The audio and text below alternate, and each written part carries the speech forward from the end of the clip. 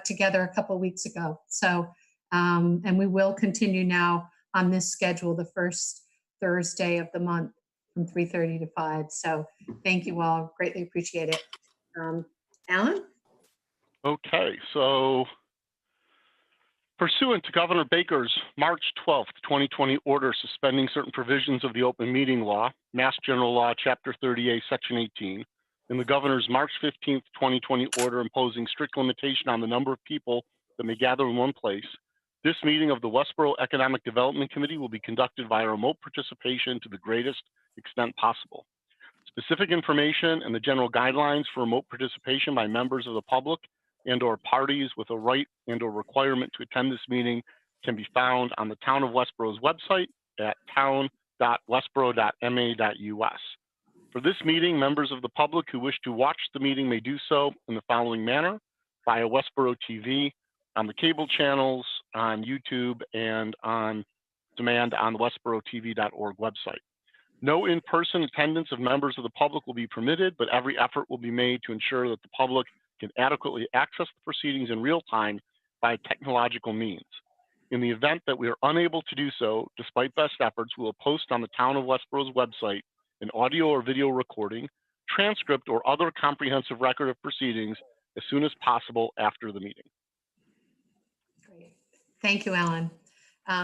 As you can see, we have a full agenda. Even though it's only been a couple of weeks, we've got a lot of things, and I think everyone's engaged, or most people are engaged at different levels. So greatly appreciate everyone's efforts. At the last meeting with our full agenda, I didn't recognize Joshua Lee Smith, who had made the decision to step down from the EDC, and I wanted to recognize him for his service to the EDC. So just formally acknowledge and thank him for his commitment over the last few years. So if we can have that as part of the minutes, Kristen, I appreciate it. We also had, as everyone knows, with Joshua stepping down as EDC member, we've had a couple of people express interest in becoming a member. And Justin Lundberg sent in a letter, who many people know from other committees he's involved with in town. And Todd had introduced him as a candidate. And then Kim has another gentleman who's employed locally who has also expressed interest. So I think Kim said it at the December 8th Board of Selectmen meeting, they will be receiving the two letters. And what's the process, Kim, at that point for determining, who, if given that we have two people at this point and just one opening, how do we handle that? Hi, Jim. It's a decision of the board. They'll make, yeah. The Board of Selectmen? Yeah. Okay. It's their appointment, so they'll. Okay. All right. We also, when this year, when we moved into 7/1/2020, and Shelby stepped down as a member as vice chair, we didn't at that point reappoint a vice chair. So what we'd like to do in the weeks ahead is, if anyone is interested in serving as vice chair, if you can let me know, and then what we'll do at the next meeting is vote on a vice chair. That would be formal procedures or correct procedures, right, Kim? Yep. Okay. We'll make it an agenda item. Yep. Yeah. So it would need to be, I think, one of the private sector, which would be Todd, Linda, and Alan, I believe, would be candidates for vice chair. So if any of you are interested, hopefully someone is, we will talk about that at our next meeting, but please let us know if you're interested. So great.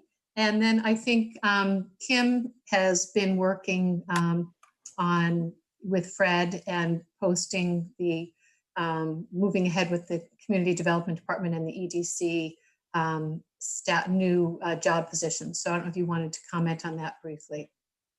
Yep, we have the posting ready to go. If it's not already up, it should be today, this afternoon. So we will get that out. And we have we've asked for applications by the 21st to begin review. And then we have it posted that it's open until filled. So our hope would be that we can, I know it's a little tough with the holidays coming up, but the hope would be that we can jump right on it, have someone hopefully by mid to late January. Okay. So with that posting, if you have, if we want to provide it to, for example, Mass Econ or 495 Metro West Partnership or other, just to extend the reach a bit? Yes. I will send it out to the committee, and please feel free to share it with any entities or individuals that you may know of who may be interested or can spread the word. And then we'll also post it on the Mass Municipal Association and some of those organizations that Bonnie mentioned. Great, good, okay. Kristen, thank you for keeping our minutes current, and we are now, everything is posted on the website, so we're in good shape there with the agenda and the minutes. I think everyone has hopefully seen the minutes, and we want to vote to approve the minutes from the November 12th meeting. So would someone like to make a motion? Sure. I move we approve the minutes from the meeting on November 12th as presented. Second it. Do we need to do the roll call? Okay. So Todd, second. I'll, Sullivan, yes. Leonardo, yes. Robbins, yes. Williams, yes. Steinberg, yes. Edinburgh, yes. Townsend, yes. Alexander, yes. Great. Great, thank you. I'm trying to think now of over the past month, the last couple of weeks since we last spoke, we all celebrated Thanksgiving. There was the last Tuesday, there was the Mass Econ meeting. Their Economic Impact Awards this year was done as a corporate challenge or corporate heroes awards. And Karen joined me on the call. Largely it was because they were also doing a video, and we wanted to get ideas on how they went about the video. So thank you to Karen for going above and beyond and participating in that. I thought they did a great job with the video. And once again, Chris Egan offered his facility in Westborough to Mass Econ, to the videographer, to assemble all of their footage and everything in his facility. So we're very fortunate to have him locally and always, making a contribution. Are there any other events or over the past couple of weeks or anything in the weeks ahead that anyone wants to share that we want to be aware of? Well, go ahead, Kim. Next Thursday, the 10th, the EACC will take up our vacant storefront application. Okay. So John Steinberg and I will attend that meeting. My understanding from Kevin Quiros is they are typically may just have a few questions, but not to expect any significant grilling. So hopefully we'll know relatively soon that we've been approved for the vacant storefront district. Great. Okay, good. Great. So if we move on, we have two major items on the agenda. One is work that Alan has done. Everyone received a survey, and that Alan has did a great job preparing for us. And we want to cover, discuss the mission and the goals and the big picture. We also have an update today from Karen Henderson and the Why Westborough video. So with those items, we do have quite a bit to address. I think we also added another item. Alan had identified the program that was surfaced, a new program. I don't know whether and Christy had received notification from the senator, or no, I guess it was Representative Dykema. Should we discuss that at this point before we get into the other initiatives? Alan, do you want to summarize? So let me pull it up here. So there's a program for the state. I believe the deadline for grant applications is December 16th. There's an informational meeting on December 9th. And this is local rapid recovery planning assistance to revitalize downtowns. So this is a grant application to get the state to pay for consulting services to help communities plan the revitalization of their downtown. And in looking at the overview materials, they're looking for projects, and they can assist with things such as, way to hide vacancies, ways that you might spruce up the downtown, programs you might implement to attract businesses. It's not the execution of those ideas, it's more the consulting services to help identify which would be most effective and to plan that project so that the community can then execute.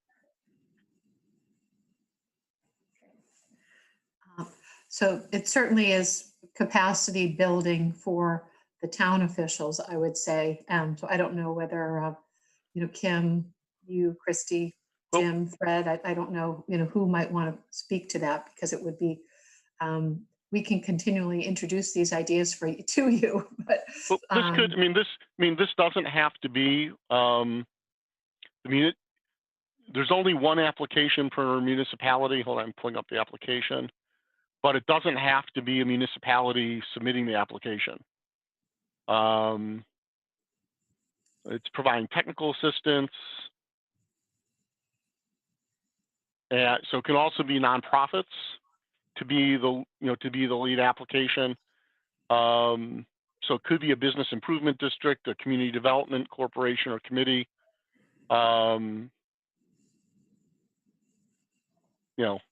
And then the use of funds is, again, for those consulting services to help with a plan. Mm-hmm. What's involved in the application? I haven't read the whole application yet. Just the overview.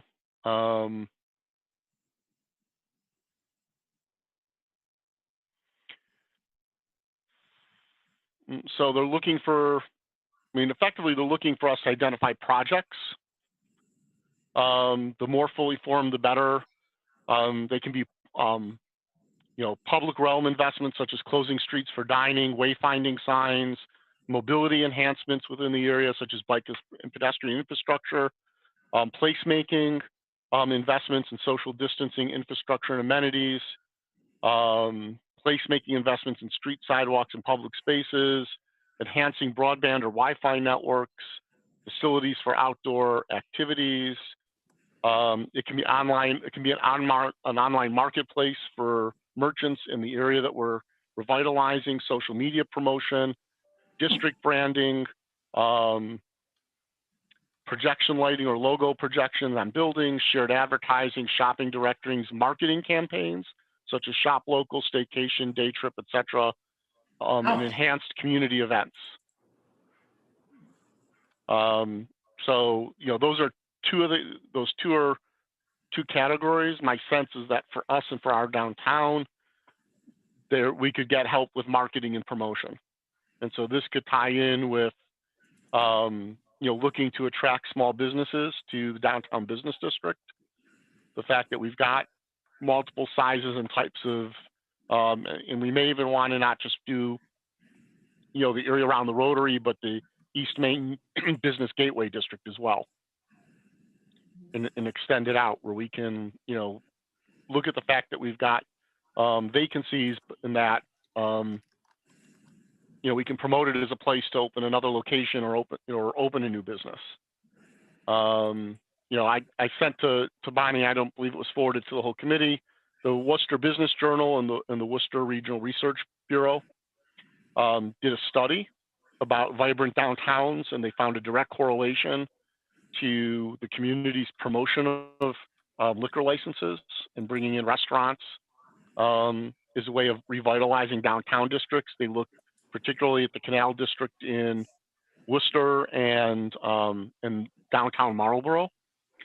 And given that Westborough right now has more than 20 available liquor licenses, we seem to fit the profile that some sort of marketing or promotional activity along those lines could be effective in drawing businesses.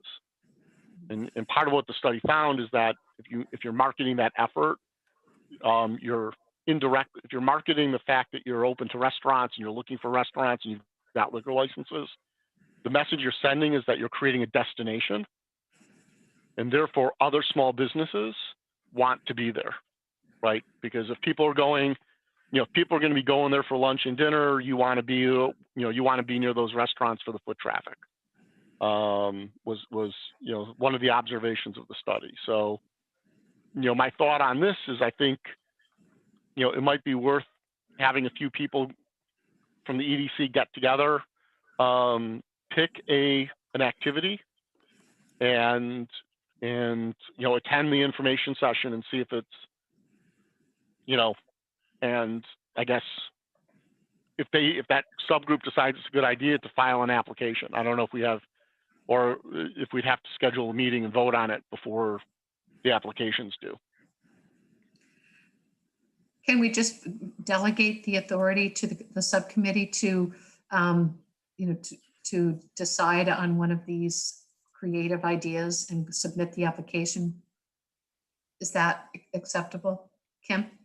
Bonnie, I think one of the things we can do is take a closer look. Maybe staff can take a closer look because there's some other grants that we've recently submitted that this might dovetail nicely with. Okay. So maybe, and I know there's an upcoming, December 9th, I believe there's an informational session. Yep. So maybe once we know more and, that way, similar to some other grants, if the town's sort of the entity submitting it, we could, it says it's a short application form that's due December 18th. So I'm just interested in if it's a multi-step process, just thoroughly understanding it. So that might be a good approach. I think a marketing campaign for the downtown would be a good idea. It's certainly something that if you got money for marketing or consulting could work hand in hand with the master plan. There's a subcommittee to the master plan that's dealing with economic development, particularly in the downtown.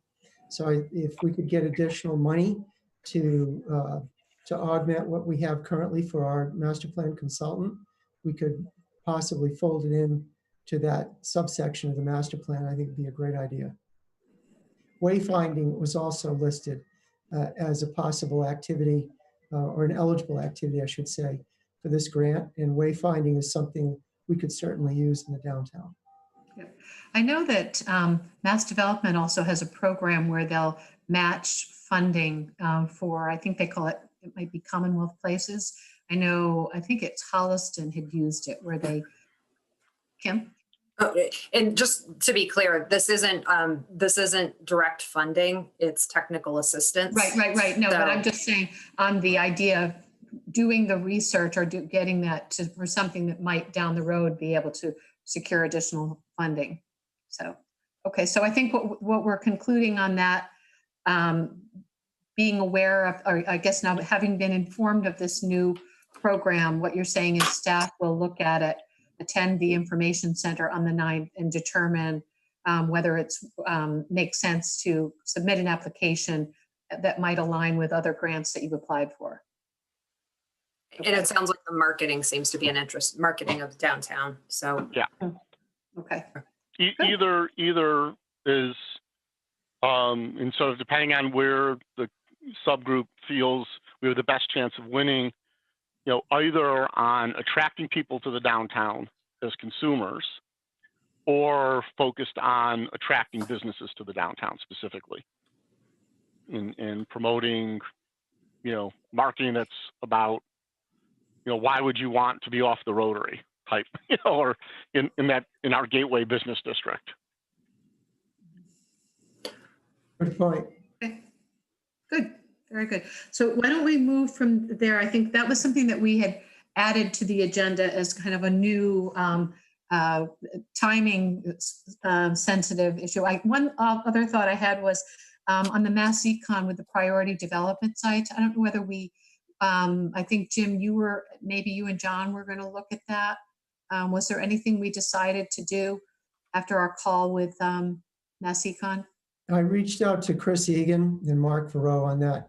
I don't know if they're going to go forward with one of their sites. They have one of the sites that's listed right now. They have someone that's investigating it very seriously. So that property may actually come off the list. As you know, 800 West Park Drive was on the list, And I'm not sure if the Mass Econ lead is what brought us Olympus, or if Chris himself sought out Olympus. I know that deal was in the making probably 3 years before they finally landed it. This other deal is imminent. So one of the other properties may come off. So I'm going to leave that up to him.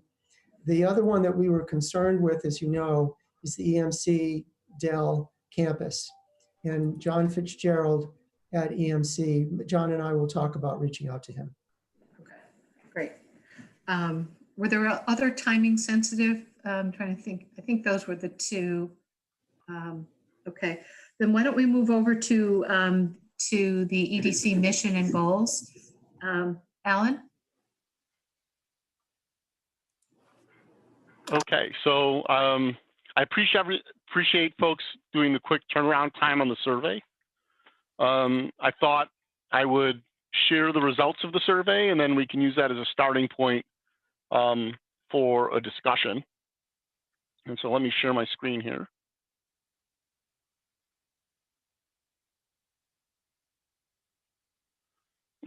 Okay, can everyone see that okay? Thumbs up, thumbs down, thumbs up. Okay, great. Yes. So in completing the survey, we started with the first section, which was sort of the purpose. I pulled the 4 pillars of the EDC as presented on our website. So I did get, someone submitted a question saying that, the original mission and charter was slightly different. So why were these the 4 pillars at the start of the survey? It's because this is what we're telling the public. Our current sort of focus is, or the reason that we exist. So I wanted to start there and get a sense of, what's most critical. Retain and attract businesses, promote development, meet with businesses, and advise the Board of Selectmen. Clearly retain and attract business had the majority of answers saying it was, a critical component of what we do, followed by promoting business development, meeting with businesses, doing that outreach, and then advising the Board of Selectmen was cumulatively the lowest, the feeling of the lowest priority. And so as we look forward to our missions and goals, I think, focusing on, the retention and attraction of businesses and the promotion of business development, with meeting with businesses is a very important component of what we do, should be kept in consideration. The 4 pillars, just to go back to that, I recall from, I don't know, Jim Robbins, you might know, where did the 4 pillars come from? I know that we have it on our website as part of, and that's where Alan's coming from and how we're promoting what we're promoting. But do we know where that came from? So the original mission of the EDC when it was founded in 2008 was to reduce the burden on the residential taxpayer by retaining, attracting, and promoting growth of businesses in Westborough. And obviously we know what retain and attract means, but the third leg of the stool there was to help businesses that are already here choose to stay and grow in place. And Coughlin Electric, as we talked about before, is a great example of that. eClinical is another great example of that. They began in the region and they've expanded in Westborough because of the advantages that we have. I'm not familiar with these 4, the way they're spelled out. When the group began, it was to reduce the burden on the residential taxpayer by attracting, retaining, and growing business. Mm-hmm. So there's no reason we can't change these. Correct. Yep. I think it's natural that things evolve. I think it's fine that things change. As we evolve, yep, our purpose can change. And as going back to that original mission statement, I think that all 4 of these, you might say that those are that's the mission statement is still true. Each of these 4 support that mission statement, right? That the yeah, meet with businesses, the outreach is help, is the retention component and grow within Westborough. And then, the full statement about advise the Board of Selectmen is, advise the Board of Selectmen on policy decisions, right? So, if we thought that the town needed a different policy or something that would change, obviously we would go, as our appointing authority, we'd go to the Board of the Board of Selectmen to make that presentation. So these can change. I'm wondering if these were drafted to be a little more tangible and public facing than the mission statement. I'm not sure businesses want to hear that the reason we have an EDC is to lower the residential tax burden.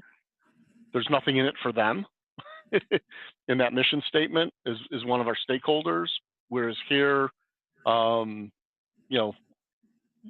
these 4 pillars, and maybe they were just developed as a way of communicating the mission in tangible terms to the business community when the website was built, but they support that. So if we, certainly if we want to change these, excellent, we can certainly do that.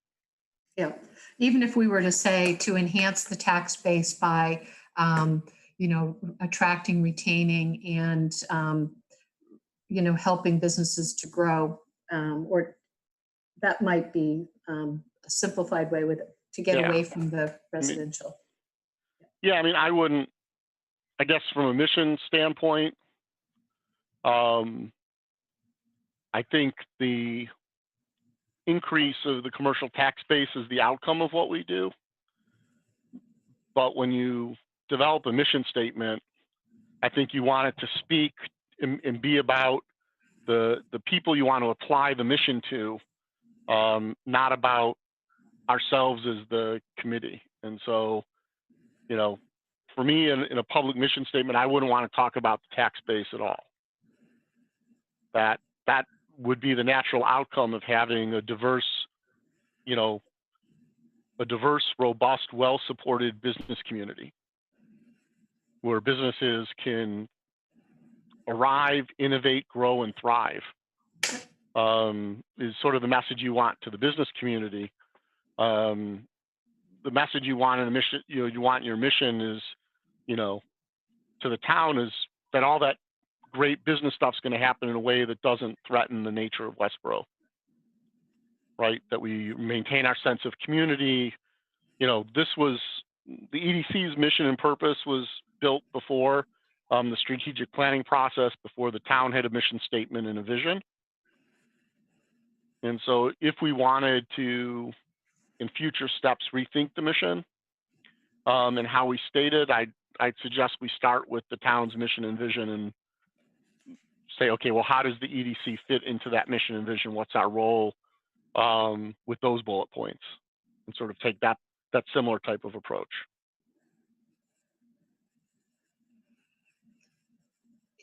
What's the status of the town's statement? Is that something that's being updated through the master planning process? So the master plan has a mission statement, and it has various goals and objectives within that mission statement. And the advisory committee, the master plan advisory committee, has formulated their mission statement and their goals.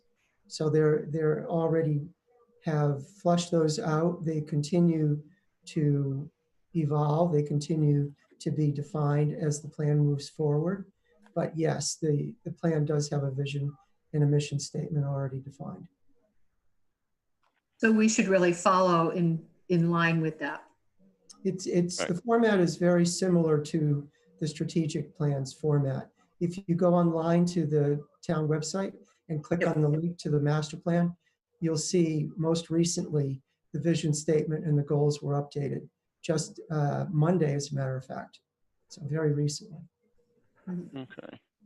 But the intent of the master plan vision and mission is not to replace the strategic plan. No, it's not. So, well, what I would suggest is that, and I'll take this as an action item, is to share the town mission statement and vision statement as well as that from the master plan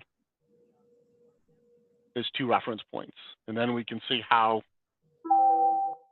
this committee's mission and vision fits with those. I think that sounds good. Great. Okay, that's slide 1. Okay, so asked everyone for top 3 priorities. I weighted them, based on whether they were your top, your number 1, number 2, or number 3 priorities, and a lot of similar, priorities, with slightly different wording. So did consolidate them down, and really what came out was a need to do new business outreach, and there were several comments about targeting opportunities. Some of the comments about targeting opportunities were by industry. We should identify 2 or 3 industries we want to make a go at, where we, focus our resources in a concentrated way. Others said by location. So, having an effort, specific that's, sort of unique to the demographics of downtown versus unique to the Route 9 corridor versus, what's our commercial industrial parks and spaces along Flanders Road and Connector, Research and Technology Drive. We're going to, those three geographies will attract different types of businesses and development. And so some suggest we should do it by location, others sort of by industry, but a feeling there. Second, of course, is getting an economic developer coordinator in place. And with that, I grouped building the EDC's capacity and sort of capabilities. And I sort of took this, my personal interpretation, this was a message of revitalization of what we do, and we're certainly on that path now.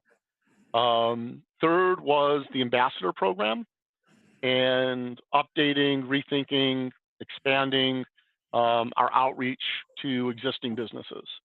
And then you can see there are a whole slew of other ideas that came in about incentives, additional grant programs, TIFs.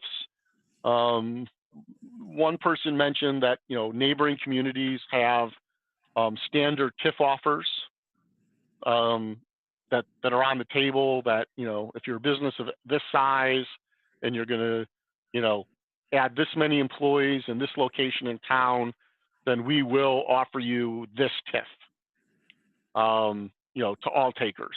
And whether or not that's, something investigated there. There was some things just help businesses survive given the current COVID-19, improving the marketing and visibility of the EDC, who we are and what we do, some support for publicity for small businesses, and then integration with the master plan and a suggestion that we create a downtown business association.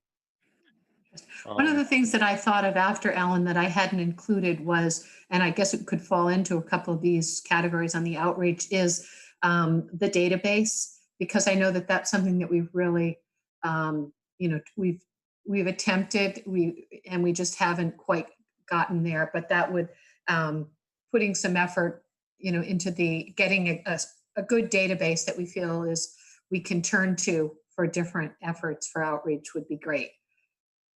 Agreed. And then the other question is, where do we partner? And we have questions further on about with organizations that could be the right conduit, where we might partner and leverage their databases and their knowledge of what's happening. Right. Yeah, we have done that. For example, with the chamber, the Corridor 9 chamber has helped us, but it is definitely, and we've, John has been great with the data that he has. It's just unique information that we're looking to capture, that we've made some progress at times, and then it's something that we need to revamp, but it continually is a resource that we know we need to build. True. I definitely agree with that. Any other questions or comments on the priorities? Okay, so top 3 challenges. As far as development, the number one was that it feels like there's a lack of demand right now for certain types of spaces within the community, and a feeling that a lot of that might be related to COVID. It's interesting, obviously, we've had many storefronts go dark, over the last 6 months, not just in the downtown, but in the plaza up on 135 near Maynard Street, is now 80%. The storefronts up top are 80% vacant. We've seen dark storefronts in the plazas on Lyman and along Route 9, Oak Street, etc. And then the second item that came in was that the issue that there's a mismatch between the types of spaces we have and the needs of businesses that have looked at coming into Westborough. And then in third place, there was a three-way tie. Development costs in general, a historical perspective that were not business friendly, and specifically around permits and zoning, and then our wastewater capacity for development or mixed use development. And so, this is sort of where we felt the propriety, I guess the question I ask with these challenges are, which of these are within our control and which of these are within our influence? As a committee and as a town, certainly, some of these items there's probably steps that we can take to address as a committee and as a town. Others are market conditions that we're mostly reacting to. Okay. So asking about development priorities looking over the next year. Top answer was, the emphasis really was on, filling existing buildings and vacancies, with new development actually being a lower priority, and recognition that filling vacant retail locations and sort of that overlaps with the more vibrant downtown business district, although we have vacant retail along, as I said, along Route 9 and in other areas, is sort of a distinct issue that we should probably consider and look at, get based on the feedback. But the top two items are all about, commercial industrial buildings, filling them or redevelopment, and helping commercial property owners fill existing spaces, whether that's office or retail. Can I make a comment, Alan, before you move on? I think that's really good data. It shows that our group is thinking alike. One thing that I think this group needs to be keenly aware of is that business is changing. It's evolving, the way that we do business. The public health realm in the COVID outbreak is going to change forever, the way that people do business, not just the way that we communicate in meetings like we're doing now, and not just ordering domestic hard goods online through Amazon. It's going to change the way that we travel to business. We may not travel to work anymore. Some businesses may forever work remotely. It may change the restaurant scene. I was talking with a commercial realtor today that was looking at a property on Route 9, and he said that restaurants are going to proliferate as drive-up uses only. And he said McDonald's is going to open 1,000 drive-up restaurants around the country in the next 2 years. They're going to forget seating completely. They're just going to be drive-up stores. And if that's the case, I think we need to look at our commercial vacancies in a different light. Uses are going to evolve and change. I don't know if there'll be any more indoor recreation. I mean, closing gyms is one of the first things that the governors of all states look at during a pandemic. I'm sure gyms will reopen eventually, but people are thinking about being in close proximity to each other. So I think we need to rethink creatively how these spaces will be reused. And definitely our vacancy rate is our biggest problem. No, I agree that there are definitely some fundamental changes in the way businesses operate, and even businesses like restaurants. I know that there's a lot of work within the restaurant community to improve their ability, but at the same time, as more people look to buy online, we're seeing, there was a report, I believe it was on NPR in the last day or two, about a company that opened up that basically provides an Amazon-like shopping experience for independent bookstores. So independent bookstores join, their inventory syncs with the service, and people looking for a book are, basically directed first to the shop local to them if they have it, or if not, then it's something that would ship, instead of curbside pickup. And so I think we'll see other types of adaptation retail. Certainly in my business, we're working a lot with a lot of companies who are rethinking the way they house employees and where employees get their work done. And while businesses are sort of excited to have people work remotely, a lot of their employees are saying, yeah, that's great, but not at home. Right? That there are other issues with working from home full time. So co-working spaces, small satellite office spaces, I think will be part of the future as well. But I think there's more research and more watching that needs to be done there. So just to keep things moving from a time perspective, industry targets, again, a lot of consensus. R&D engineering came out on top. Biotech, pharma, entertainment, interestingly enough, light manufacturing and restaurants, bars, and microbrewery sort of came up top. What's interesting is all of those classifications tend to have unique space requirements. Whether it's lab space or waste handling, which I include grease traps for the restaurants, or high ceiling heights, or typo there, or overall capacity, right? And having an appropriate size. And so, my takeaway from this is we might want to look at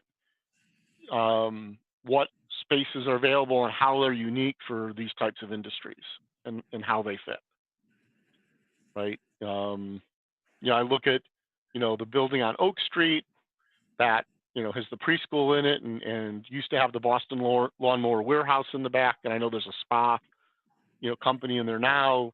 That sort of mixed use space is good for certain types of businesses.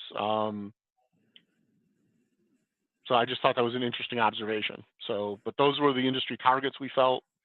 A little less on professional services, business services, or logistics, distribution, and warehousing. So then we did the SWOT questions. And so here's a summary of the strengths that were identified. We've got a good mix of business and government professionals. We have great collaboration with the town departments and members who have a willingness to build relationships. We have as a strength, we can promote, and we do promote a business-friendly climate. Sort of early in the survey, a feeling that, okay, we might need to do more of that. That's still an issue out there in the marketplace. Our experience with the ambassador program, there have been times where we've done that well, where we've demonstrated we know how to do business outreach and have it be effective. The small business grant program is seen as a strength, not just for the program itself, but as an example that we can start up an ongoing program and have it be sustainable and effective.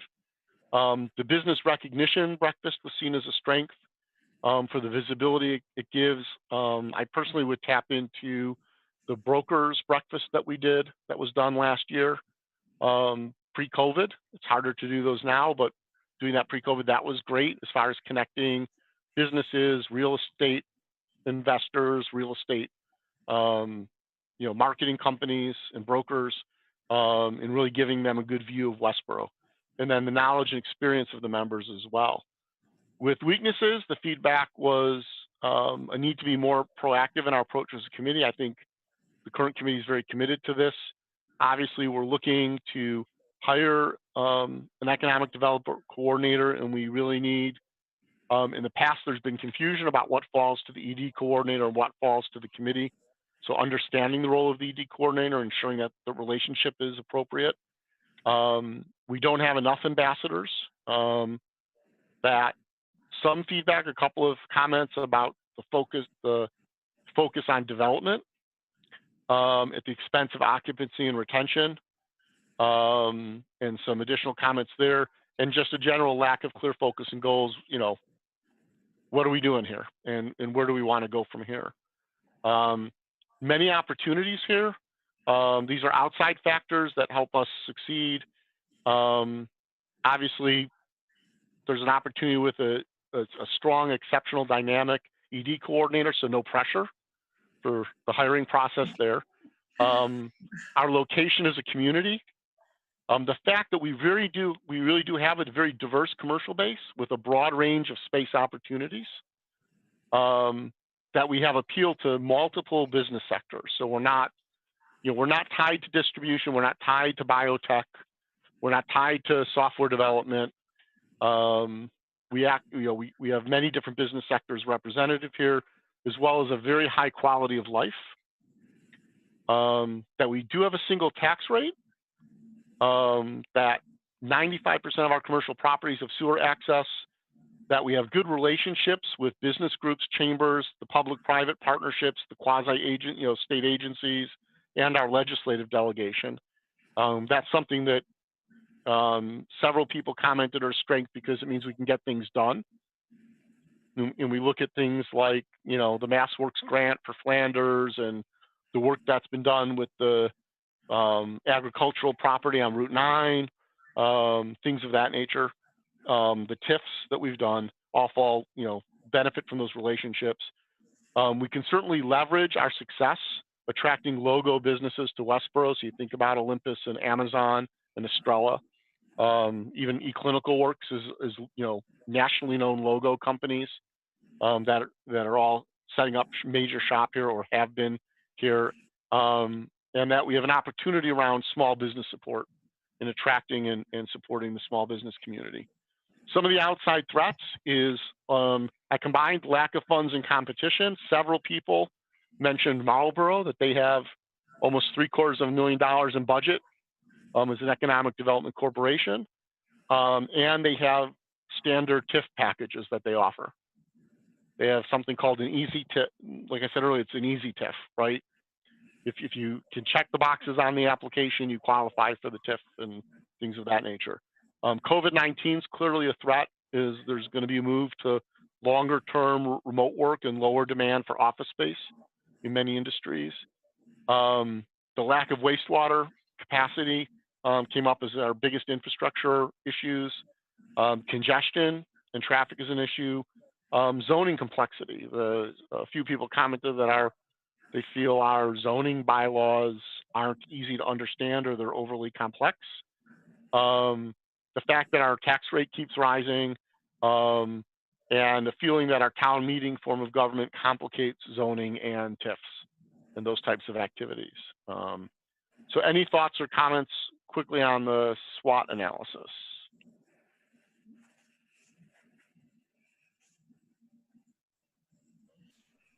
Just a general comment, and it's kind of in the middle of the list, congestion. Congestion is a double-edged sword because people want to be where there's a lot of activity, and that means there's going to be congestion wherever it is they want to be. The center of town, people always comment about the Rotary being a disadvantage or an impediment to traffic by businesses, but the very fact that people have to travel through the Rotary gives businesses high visibility. I've always said that congestion is a function of prosperity. A lot of people don't like to hear that, but it really is true.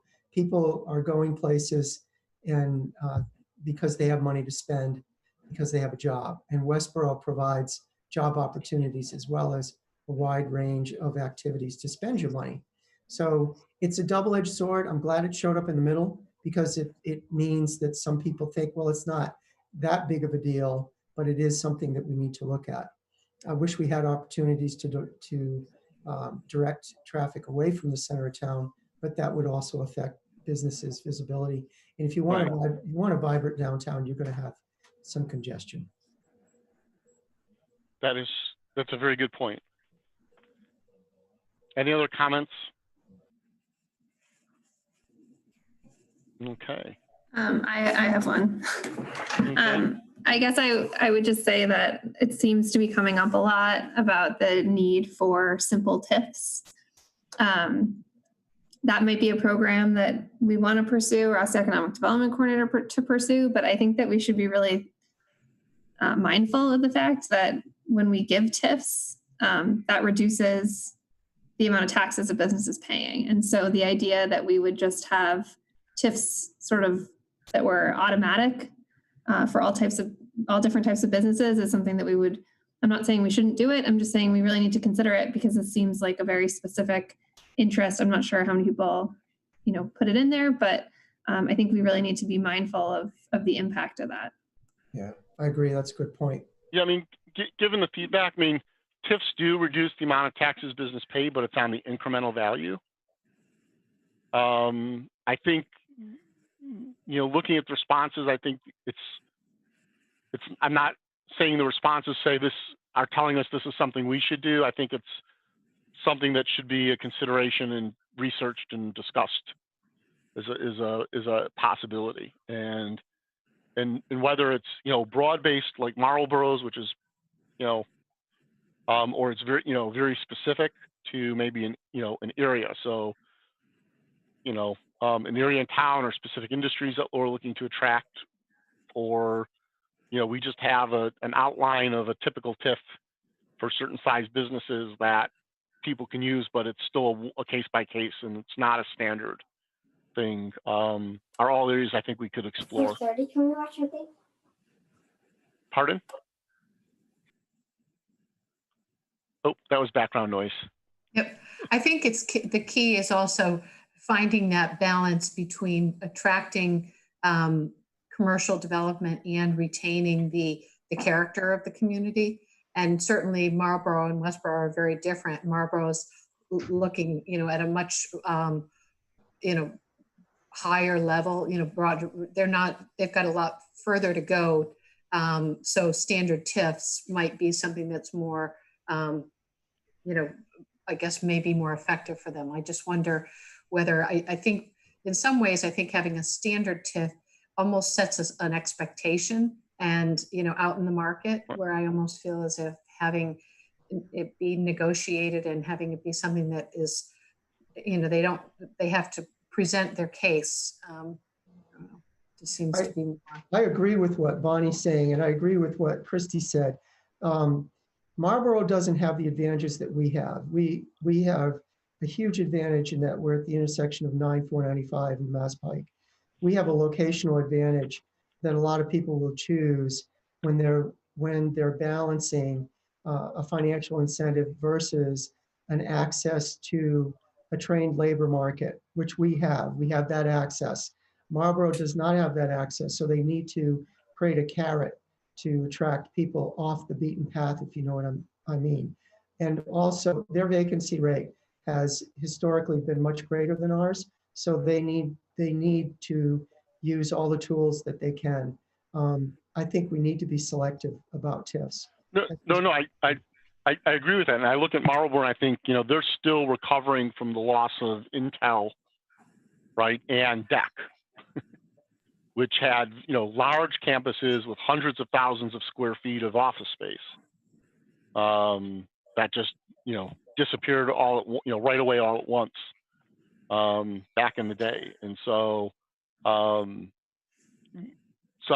would say that, having that the discussion about TIFs and what type and if and when is something that we should plan on, but I don't think I would agree there's not a specific recommendation sort of just coming out of this feedback. Yep. Okay. I think just one last comment regarding TIFs. The important message with TIFs is as a marketing tool that the town is willing to consider them.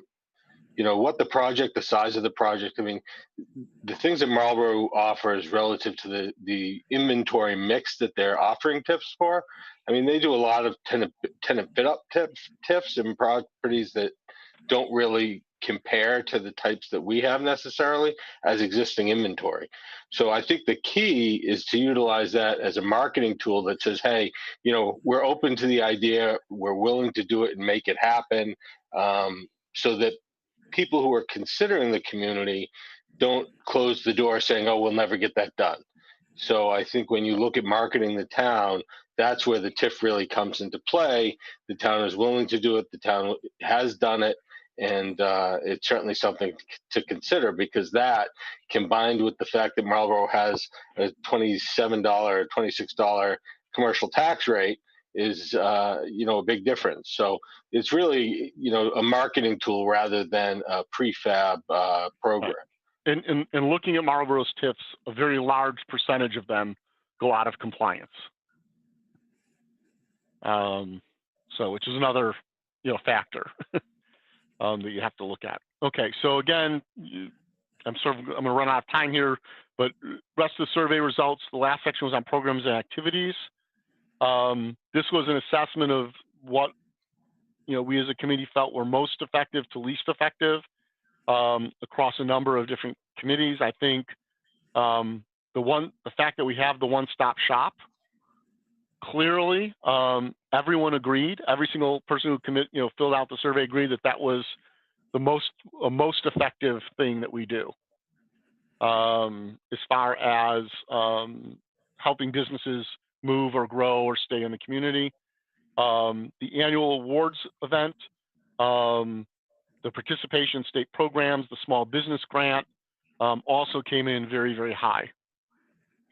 And so some of the feedback around this question, was can we, what type of creation of more programs like the small business grant can we be doing? The ambassador program, the feedback was mixed, where across from neutral to most effective. So it looks like there's consensus or feeling that it would be valuable to revitalize that program. Some questions about the effectiveness of intros at the EDC meetings, maybe not being so impactful. The meetings aren't really watched by the public.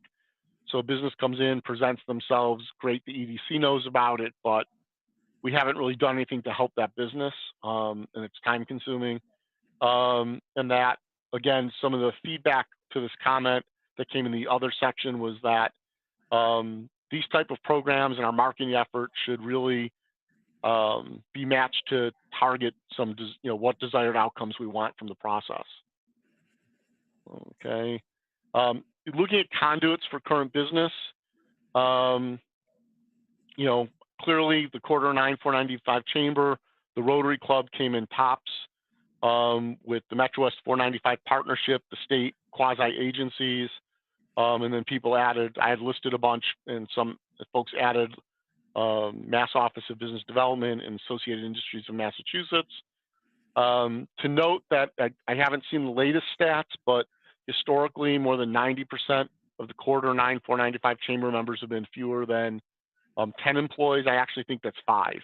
I think it's 90% or fewer than 10, and like 95% or fewer than 5. So that's a small business conduit, whereas organizations like the Metro West 495 partnership tend to involve larger companies because they're dealing with more regional issues around transportation and the economy. When thinking about new business, where can we engage to put ourselves and make ourselves visible to the type of businesses we want to attract? It really came to the quasi-agencies, the mass econ, the mass development, et cetera.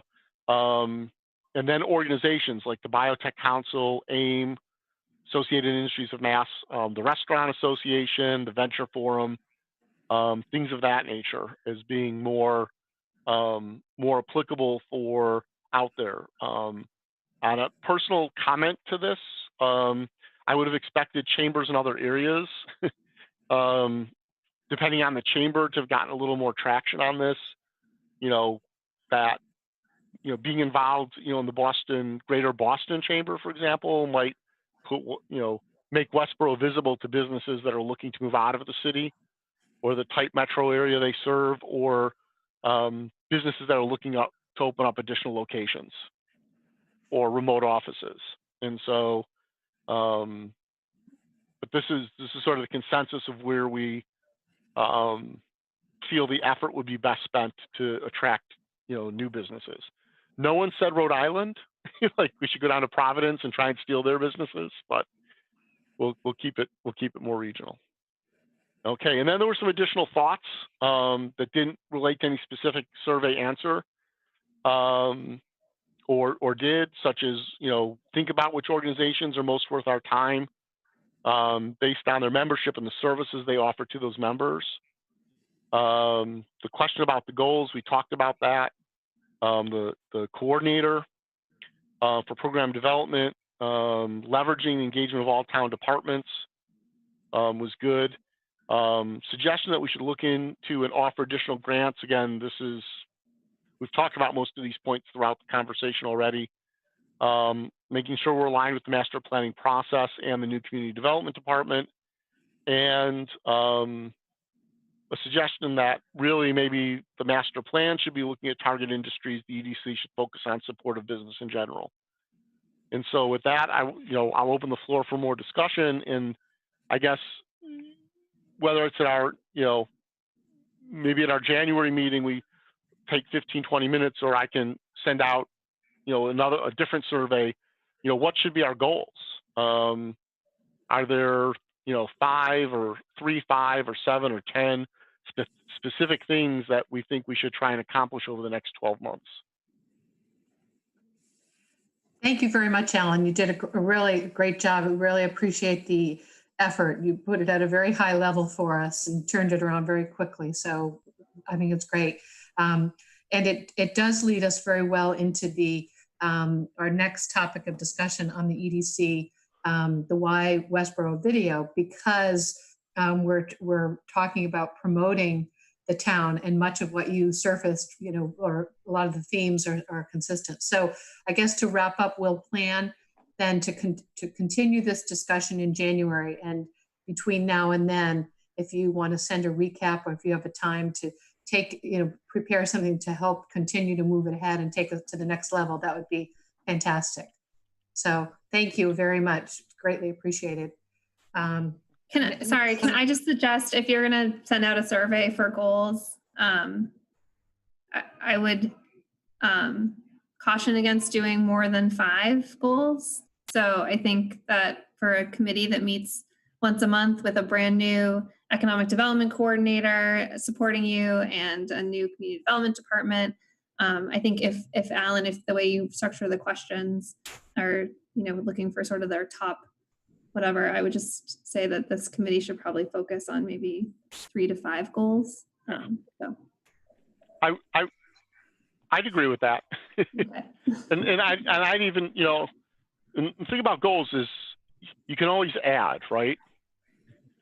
If the committee said we're going to take 3 goals, right, and then we knock one of them off by June, we can always say, well, do we want to stick with these 2, or do we want to add 1 or 2 more?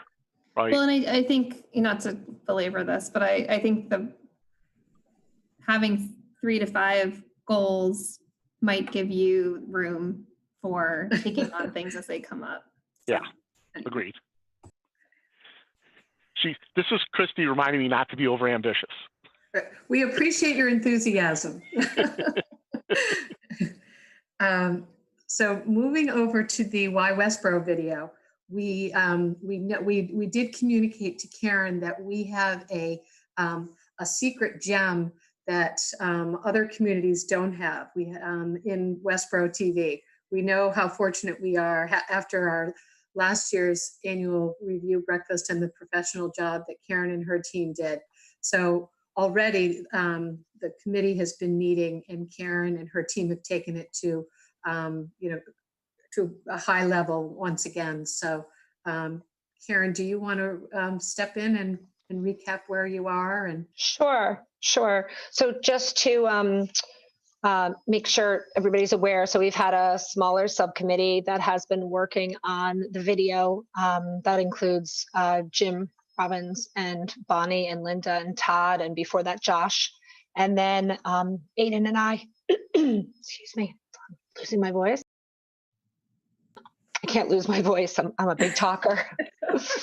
So we've been working on that. And, we did talk about knowing that we're going to have an economic development coordinator coming on at some point, whether or not to proceed with this. And the group, and I think we discussed with this larger group, decided to go ahead and go forward with creating the video, knowing that, you know, at any point, if someone comes in and says, oh boy, I really wish we'd highlighted this company a little bit, or we want to change one of these focus points, that it's very easy for us, being that we're local and you just have to ask, we could make that change pretty immediately. So we will go ahead and proceed with that rather than continue to not have a video out there that we can use for business development and marketing purposes. So we might as well go ahead and get started on that.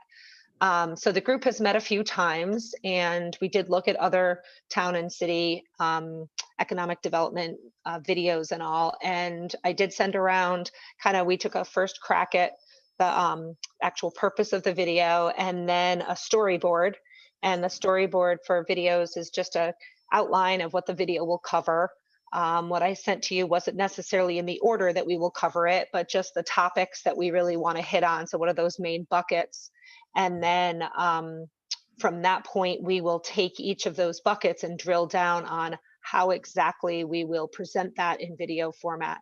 So I'm going to read through it really at a high level. Some of you already sent comments, but if people have comments as we go through it, feel free to speak up. Let's see, let me just bring this up. Okay, great. So purpose of the video, and even just now, Alan, when you were going through some of what you went through, I took a few notes on things that we might want to add in or focus, or some comments in there, but really being that why Westborough, and kind of our purpose of our video being located at the crossroads of the Commonwealth. Westborough offers charming New England appeal with a vibrant and thriving business community.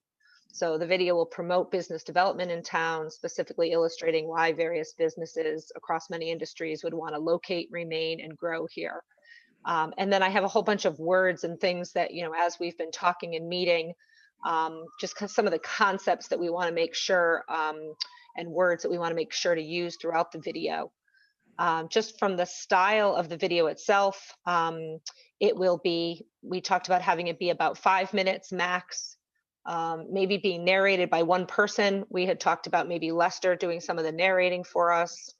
I don't think we've mentioned it to him yet. So we might not have, so don't tell Lester. We may not have. I thought about calling him, but we'll tell him. We just kind of, that got thrown out, and but he's got that, that accent that we think will be good in there. But really, I mean, Lester knows a lot about it and can speak very, very naturally about the topics that we want to talk about. He's so familiar with it, but we'll have to see about that. We talk about bringing in drone footage, kind of that high quality video footage, B-roll. So, in a lot of the videos, you'll see kind of DSLR or 4K footage that's nice, rich video quality. So we'd only be using that. And then we'll do a series of short interviews. So for anybody who's seen any of the kind of typical economic development committee, economic development videos out there, we probably won't stray very far from what some of those do. You have somebody make a comment about Westborough being uniquely accessible locations of the crossroads of the Commonwealth, and we're going to bring in some drone footage along with some of the shots of the highways kind of intersecting. So that'll kind of be the style of the video. And then we talk about the whys of why Westborough, and really we're answering those whys, and we go through all these points. It's uniquely accessible location at the crossroads of the Commonwealth. And then we've got a few points underneath there that we want to make sure we highlight. We've got a historic downtown and thriving business parks. Again, that small town feel with the big business presence. And again, we'll show some juxtapositions of the major corporate headquarters along with kind of the beautiful historic New England downtown Westborough. We're business friendly. We're a business friendly local municipality with infrastructure and services in place. So that's where we're going to bring in things like our single tax rate and our AAA Moody's bond rating. So that's another one of the points we'll make. Another one, we have a strong network of business organizations and government resources. We're going to talk about their ability to easily attract and retain a highly qualified workforce. talking about that, being within 30 miles of, get actual stats of however many colleges, and talking about kind of the diverse stock of housing choices. We'll get into kind of great retail, restaurants, hotels, and services. And again, the reason being that their employees will be very happy to have those at their fingertips. And also, if they happen to decide to live here, we've got this fantastic quality of life, talking about our school system, and again, kind of the recreation and property values and all of that. So those are the kind of the 7 buckets, if you will, that we had talked about including. Again, we asked for feedback. If anybody has thoughts on what, again, a couple of you did send me some comments, which is great. If there are things in there or points that you really feel like we should be making, to make sure to let us know. And are those, we kind of decided those were the 7 buckets. If people have an opinion on something different that we should add in there, or a different highlight, definitely let me know. I don't know if anybody has any comments so far. Given that this is going to be seen by both, larger companies that might be looking, for office space or a large facility, as well as small businesses, in sort of going down key industries or potential businesses to highlight, whether it's interview or B-roll, I think of some of the things we talk about, such as, a skilled workforce, so like B-roll of, assembly work at Coughlin, at biotech work at Estrella, and, maybe the workshop at French Music, right? Where they're, with the magnifying glasses and the tiny screwdrivers fixing the musical instruments, to show that it's, sort of diverse there. I also think, particularly in the small businesses with feature, we need more diversity of ownership. So I think of like, Sakihana, that's been on South Street since I moved here, right?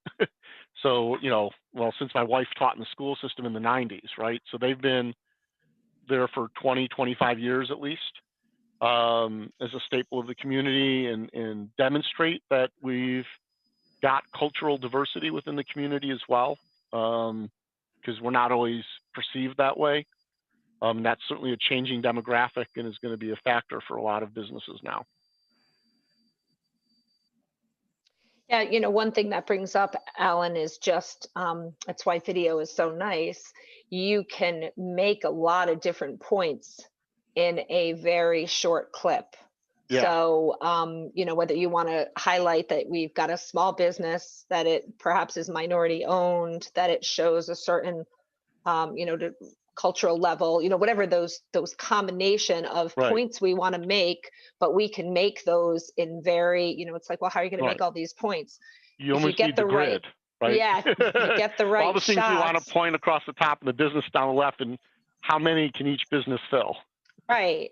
Well, there really is, we talked about, just along the line of some of the diversity and things that are important to employees, having like a flyover of some of the recreation areas in town and the green space, but maybe doing that over, the cricket league that plays. And so again, it's just like, we've got these recreational areas, but one of the things you're showing there isn't just recreation. You're also showing things that are of interest to a diverse employee base. Right. So yeah, we definitely want to find shots like that, because we want to keep it to 5 minutes. It's hard to keep it to 5 minutes. Right. It's a lot to cover. And I would just, off the list, I mean, E.L. Harvey's a great business. They've been here a long time. I'm not sure we want video of the transfer station. Right. Oh, we've got a big transfer station. And I guess the other thing I would be careful of is, among healthcare companies in Massachusetts, Reliant's fairly unique because it's for profit. I'm not sure, well, a nonprofit health provider coming into town in a major way would certainly bring jobs into town and the residual income. It's you take a hit on the tax revenue from those. Okay. So it's like car dealerships, right? You know, lots of land, lots of space, but we don't get to tax the inventory. There's greater potential for others, so just some considerations there. Great. But this is exciting. All right, so those are some of the industries and businesses that we talked about. Again, we're not going to be able to highlight everyone, but again, Right. whether we get a shot from outside of their location or they're checking a number of different boxes, you know, if we're over at Harvey's Farm, which just has this kind of old New Englandy feel, but we've also got the solar farm there. It's kind of showing that we're a green community and we have these concerns. Yep. So there's again, a lot of things that some of these companies might do for us. And then we talked about, you know, again, some of the interviews that we might do and people that we might interview. And then wanting to include somewhere in there some of the stats. Oops, I flew away. Some of the stats, awards, accolades that we've gotten. So those are things that we really have to research, whether we bring that up as text on the screen, whether we have someone state some of those. Those are just some we collected from the website and from other places. And we'll just kind of narrow down on which of those we feel like it's important for us to touch on. But again, wanting to make sure we have the latest information and deciding on how we might bring that in where it's appropriate or if we need to. So it's kind of nice, again, when you're doing video, I always talk about you're telling a story, and we can tell a story in a lot of different ways. You know, background music sets a tone, the various shot choices you might make, the statistics you bring in, the people that you have speaking. So there are a lot of different ways in which we can kind of weave that story together to leave people with a really good feeling that we're this vibrant, innovative community, but again, with that small town feel. So you have a nice juxtaposition there. So, so like I said, our next step is to go ahead and drill down a little bit further on each one of these points. You know, if we're going to talk about great retail, restaurants, hotels, services, we have to be able to figure out what our shot selection is there. So we decide who are we going to get a nice shot of from outside, who are we going to talk to that might say something about one of these three areas.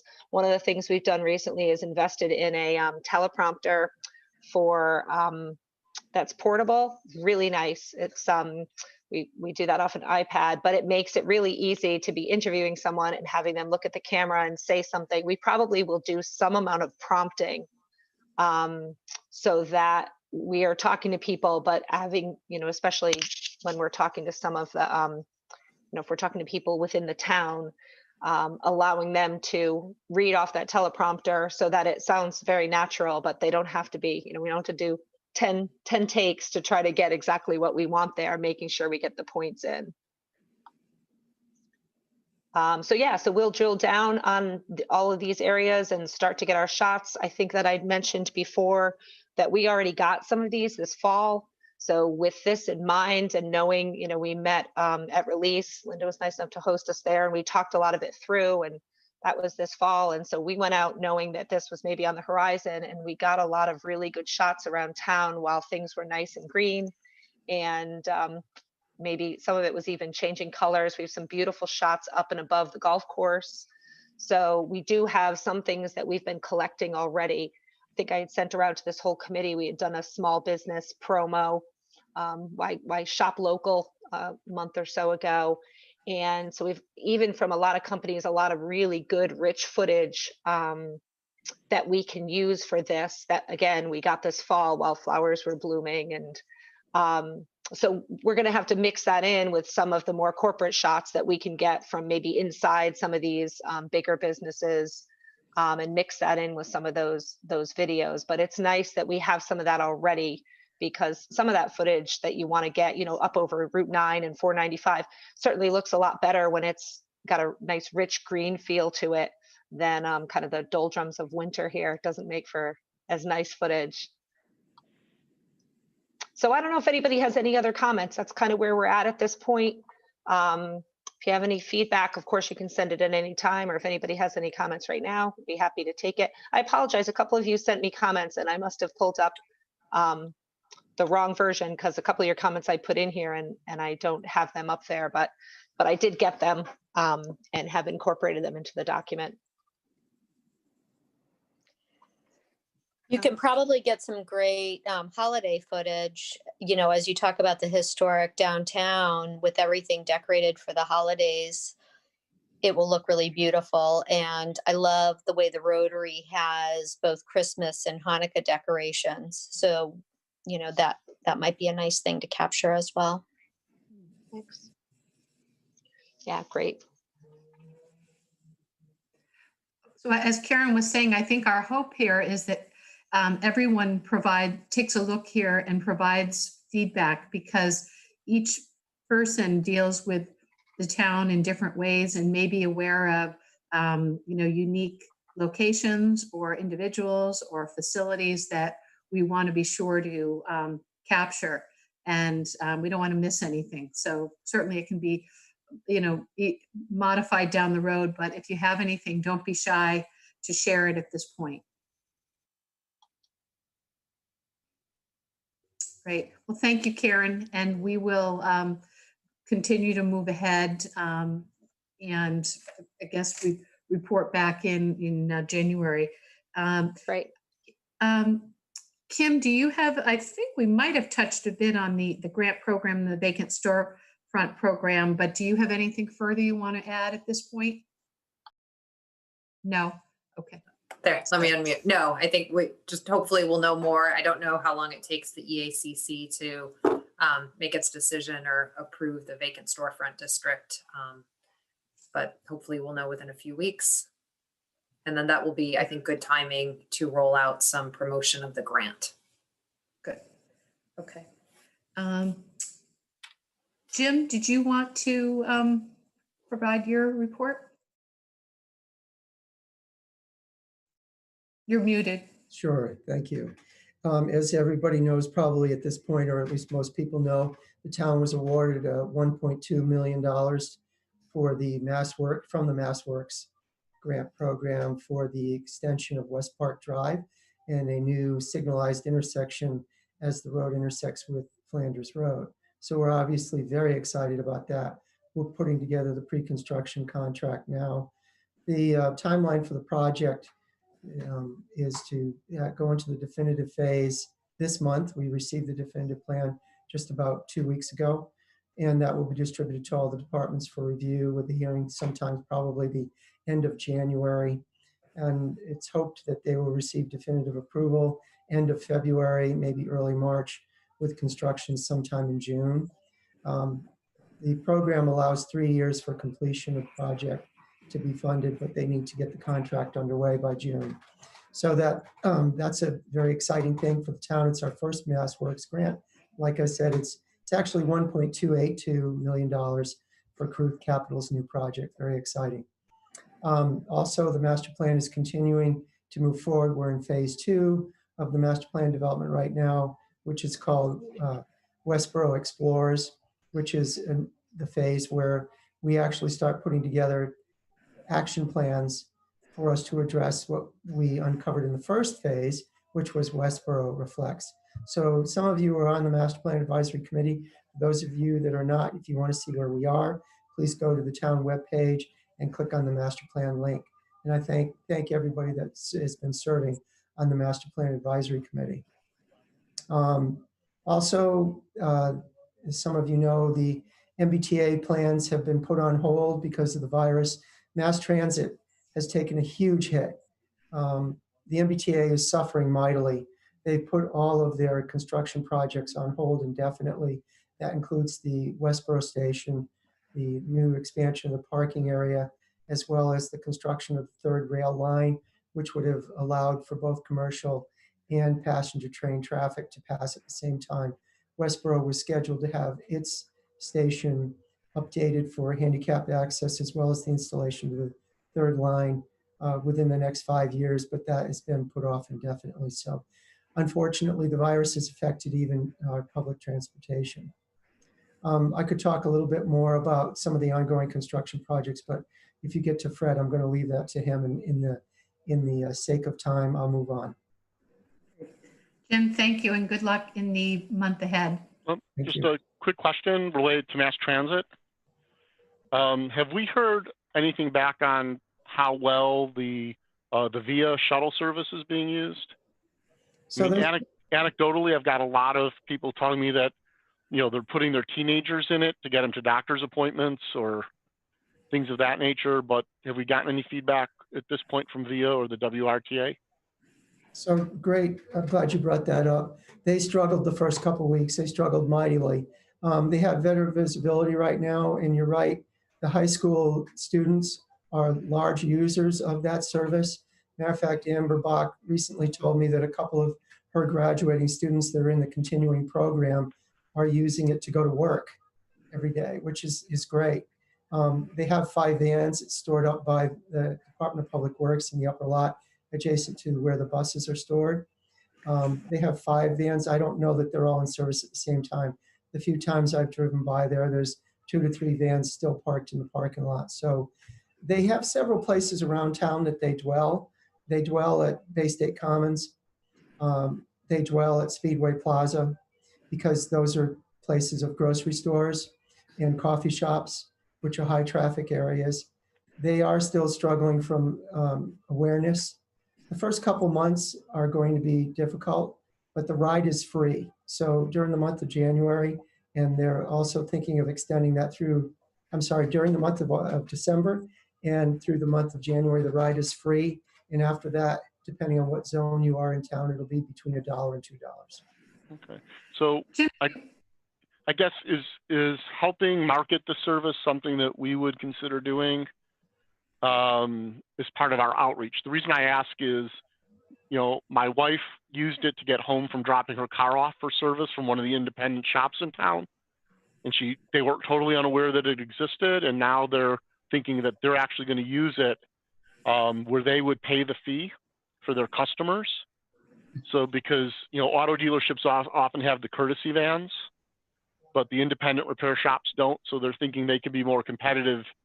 If you drop your car off, they'll pay for VIA to take you to your office if you're here in town, or to the train station to catch your train into work. And so I'm wondering if there is outreach we might be able to do to help promote the service. So we went through the Quarter 9 Chamber of Commerce to have it publicized, as well as the 495 partnership. But any venue, Alan, that you can think of, we will definitely take that. We have posted posters at all the town facilities like the library.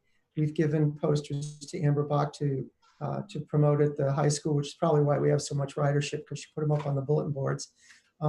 We've given it to the country club, to Westborough Country Club, because we wanted people that went out for dinner and drinks to know they can get a free ride home and a really cheap ride home after that. I mean, I pay $2 to go somewhere to dinner. That's pretty simple.